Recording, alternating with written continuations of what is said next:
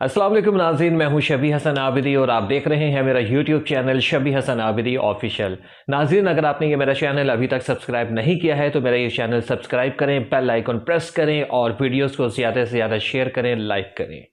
नाज़रीन, पाकिस्तान तहरीक इंसाफ की ये हुकूमत, जिसे हर तरफ से तनकीद का निशाना बनाया जाता है कि ये हुकूमत आवाम दुश्मन हुकूमत है और जिस हद तक गरीब का इस्तेसाल हो सकता था इस हुकूमत में वो इस्तेसाल किया गया है। गुज़श्ता 70 सालों में इतनी महंगाई नहीं हुई जितनी महंगाई इस दौरे हुकूमत में हुई है, बल्कि अगर ये कहा जाए कि गुज़श्ता 70 सालों में इतनी तेज़ी से महंगाई कभी नहीं हुई जितनी इस दौरे हुकूमत में हुई है, तो इसमें कोई दूसरी राय नहीं होगी।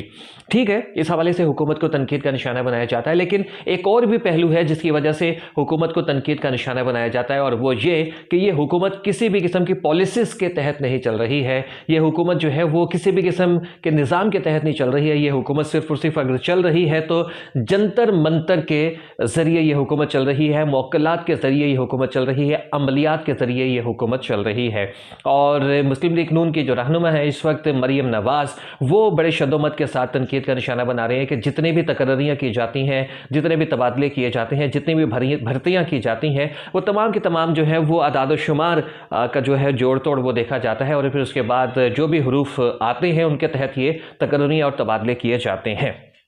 सवाल यहाँ पर ये पैदा होता है कि क्या ये इमरान खान साहब ही हैं जो कि बाबों को फॉलो करते हैं, ये इमरान खान साहब ही हैं जो कि मौक़िलात को और अमलियात को फॉलो करते हैं, या इससे पहले भी हमें तारीख़ में जो है वो इसकी कुछ मिसालें मिलती हैं कि इससे पहले जो हमारे हुक्मरान थे क्या वो भी मौक़िलात के ऊपर यकीन रखते थे, बाबों को फॉलो करते थे, अमलियात के ज़रिए क्या वो फ़ैसले करते थे, या वो अमलियात के ऊपर यकीन रखते थे या नहीं। तो इसका जवाब मुझे, जो मैंने तारीख़ का मुताला किया है, उसमें मिला कि हाँ, ऐसा था। बड़े बड़े नाम गुजरे हैं जो ना सिर्फ ये है कि बाबों के पास जाया करते थे, दुआएं करवाया करते थे, अमलियात के ऊपर यकीन रखते थे, बल्कि अपने जो अमूरे ममलिकत थे उसमें अपनी मर्ज़ी के फ़ैसले लेने के लिए वो तावीज़ों के ऊपर भी यकीन रखते थे, और वो इस तरह के जो है वो सरगर्मी में वो अपना किरदार जो है वो किसी न किसी सूरत में जो है वो अदा करते रहते थे।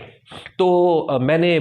ये जो अब वीडियो बनाई है ये इसी के ऊपर बनाई है कि क्या सिर्फ खान साहब को ही तनकीद का निशाना बनाया जाता है, या इससे पहले भी इस तरह की मिसालें हमें मिलती हैं। तो नाज़रीन, देखते हैं, आज की ये मेरी पहली वीडियो है इस सीरीज़ की, और इसके बाद मैं जो बानियाने पाकिस्तान है उसके बाद से लेकर खान साहब तक कौन कौन बाबों के पास जाता रहा, कब कब क्या क्या दुआएं करवाता रहा और क्या क्या वो फैसले करता रहा, उसके ऊपर मैंने ये पूरी एक सीरीज़ जो है वो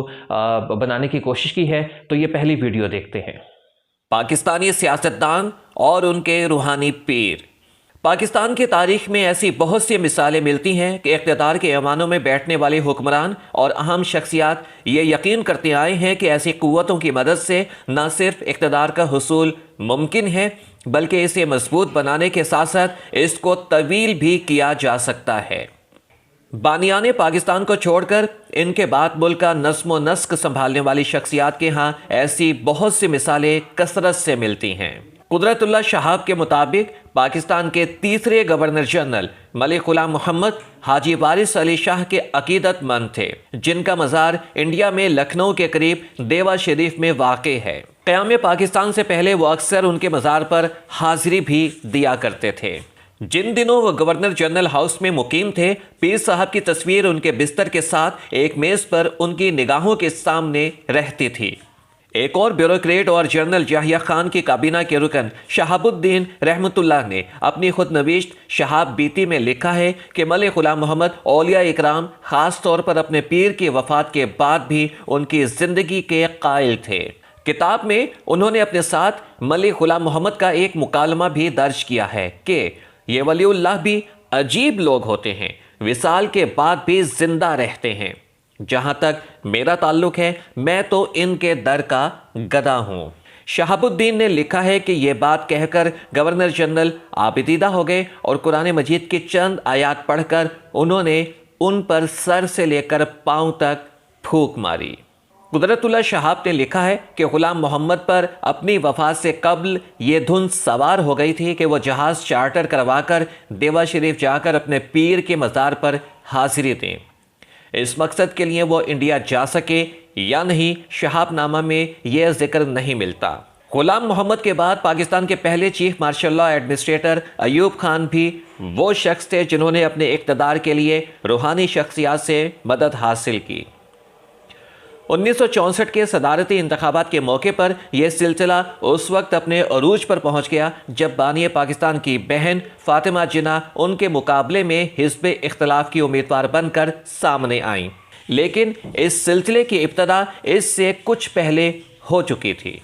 قدرت اللہ شہاب نے شہاب نامہ میں انڈیا کے شہر مدراس سے آنے والے ایک بزرگ کا ذکر کیا ہے جنہوں نے فروری 1962 میں ایوب خان سے ملاقات کی تھی۔